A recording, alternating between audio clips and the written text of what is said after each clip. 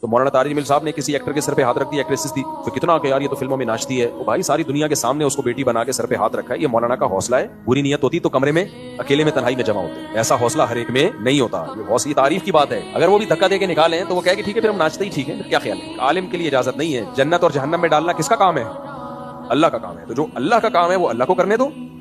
اور پھر ہمیں تو یہ بھی ڈر لگتا ہے کہ اگر کسی بے پردہ عورت کو دھتکار دیا، گناہگار کو دھتکار دیا، تو اللہ یہ نہ کہے کہ یہ ظاہری دیکھنے میں گناہگار ہے اور تمہارا گیٹ اپ نیک لوگوں کا ہے، تمہارا گیٹ اپ کیا ہے؟